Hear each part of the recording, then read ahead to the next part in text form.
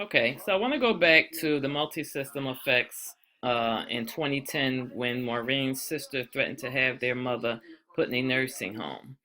Um, she was required to give up her Section 8 subsidy. However, her mother's retirement income helped pay the rent and bills.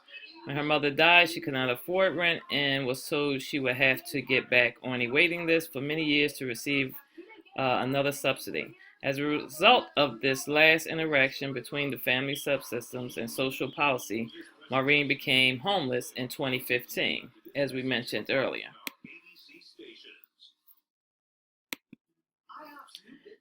Continuity theory. The continuity theory is one of three major psychosocial theories specific to aging. The others are disengagement theory, which expects adults to withdraw from activities as they age; activity theory, which expects aging adults to have the same level of activity as at any stage of life. While it is all at odds with disengagement theory, continuity theory modifies and elaborates on activity theory by locating the normal aging process within the context of the older adult's life course. The continuity theory continues.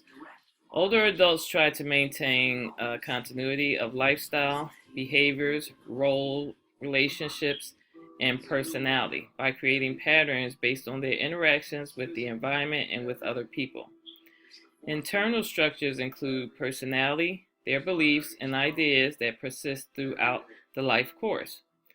External structures refer to relationships and social roles.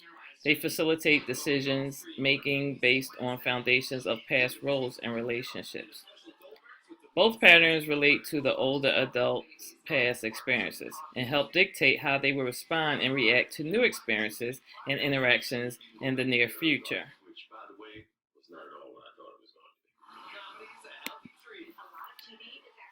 In some ways, Maureen has maintained continuity in her internal and external structure patterns as she aged, but in other ways she has not. Internal structures for Maureen's personality remains exuberant, playful, and strong-willed. Though she admits to becoming much more confident with age, I've also mellowed out a lot, she says. Her beliefs, while rooted in the previous life stage of middle age, continue to evolve as she ages. She describes herself as being more deeply religious and much more conservative than she was even 10 years ago. External structures, relationships, and roles. Despite being critical and sometimes verbally abusive, Maureen's mother was always a source of financial and emotional support to her and the children, up until she became bedridden herself. By becoming her mother's full-time caregiver, Maureen and her mother underwent a profound role reversal. So this is when Maureen had to actually take care of her mother. She said she was so used to her mother caring for her. Now the roles had reversed, and she didn't take it really bad, but she did a pretty good job. Another role reversal that occurred as Maureen aged was her role with her adult sons, who now provide her with support rather than the other way around. Maureen and her sister had stopped speaking after their mother's funeral, as all of her long-term friends have died, and has also affected the continuity of her relationships.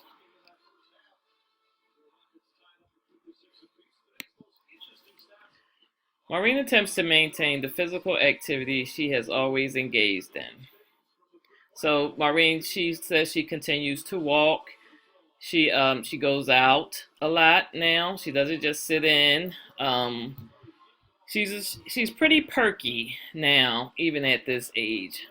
She doesn't have a lot of responsibilities, so even at her age now, she's motivated to do new things, and she's not afraid to go out. She goes out with her son. She interacts with other people. She's still really religious. She continues her faith in Christ, and She was a joy actually to speak with. So for the most part, most of her adult life, she walked everywhere, to the park, grocery stores, the mall, or to bus stations. While she walked out of necessity during the period in which she was homeless, now that she has housing, Maureen takes elderly transportation services to her doctor's office and takes taxis to and from her shopping trips.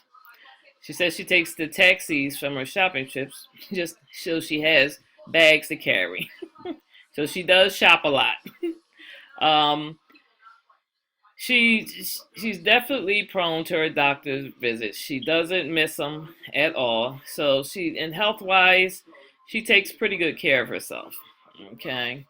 She still walks to the stores that are in her neighborhood, such as the pharmacy, which is about a half a mile down the road. She does more than most younger people her age does. Maureen continues to walk. She loves to walk. Is when her legs bother her and her back, she still has problems with her back. She doesn't do too much walking. She plans to go bicycling around the mobile home development with her roommate in the spring. So this spring she does have plans. She's still motivated to do whatever she feels as though she wants to do. She doesn't want to be bonded down. Doesn't let any grass grow under her feet at all. Maureen is a joy. Theory limitations. Continuity theory distinguishes normal aging from pathological aging. It does not consider aging adults to have a chronic illness or disability that may affect their ability to retain continuity in their roles or activities. For Maureen, nothing keeps her from doing any activities at all. It ignores the parent-child role reversals that commonly occur to aging. It neglects to account for continuity that is lost due to death of peers at this age. Continuity theory also fails to consider the impact that social institutions have on aging adults. It has also been criticized from a feminist perspective for using a male model of normal aging.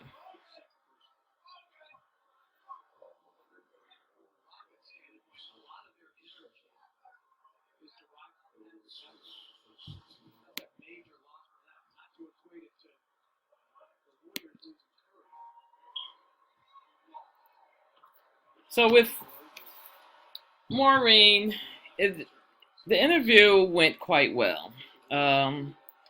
We spoke even after the interview, and she just told a lot about her life, and some was shocking to me. A lot of things you wouldn't think that people go through, and they actually go through and live through it.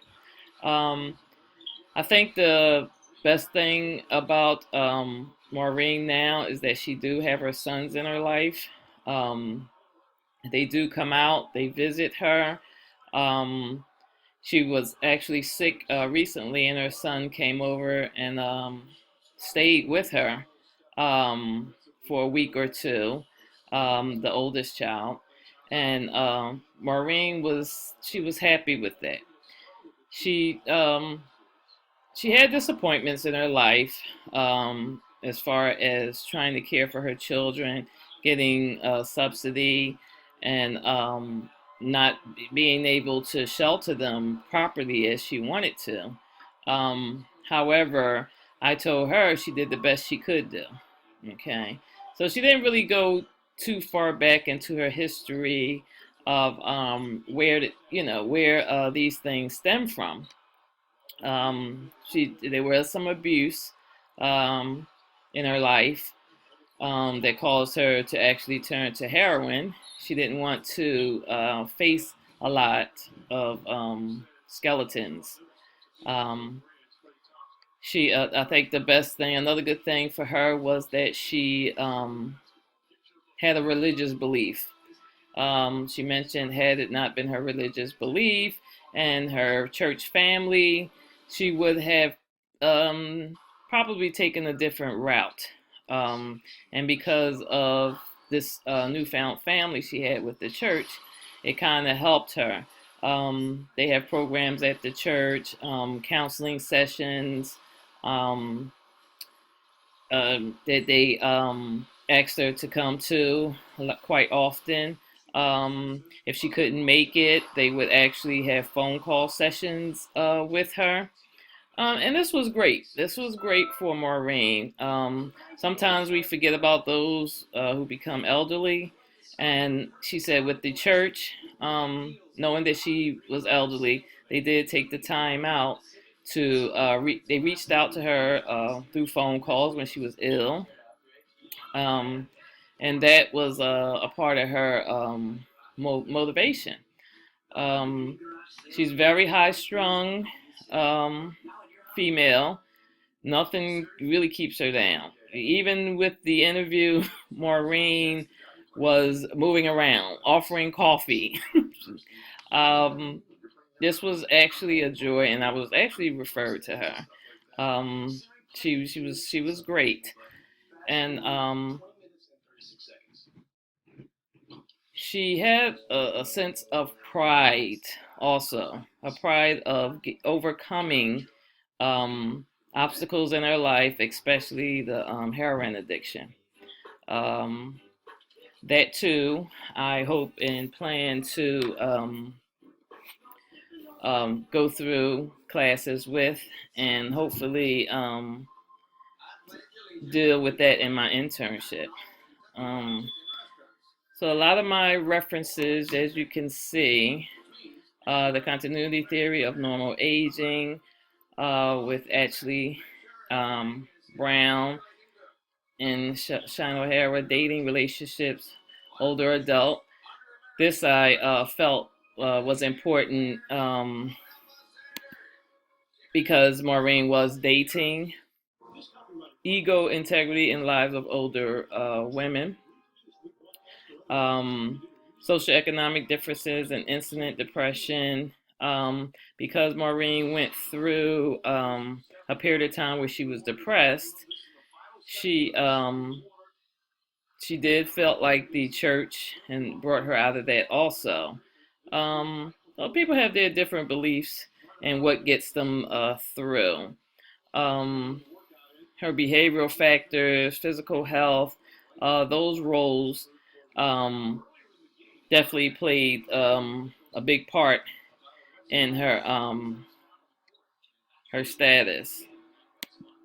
Um, Another article that was good was Aging and Life course. Um, that was pretty good for me to read. That way I can, I was able to correlate that with Maureen's age. Um, that helped me a lot in the questions I had for her. Subjective organization of personality in adulthood and aging was pretty good. It was a good journal for that. Um, it just took me through the transition, adulthood and aging, and the right questions I wanted to ask Maureen during our interview. Um, Maureen actually had questions for me. she she wanted to know why was I in school, what led me in that direction, and I told her it was people like her I ran into that I felt that need that I wanted to help and be a part of. Um, so we talked for a while, even after the interview. Um, so that's the end of my PowerPoint presentation, and I hope you guys enjoyed it. Thank you.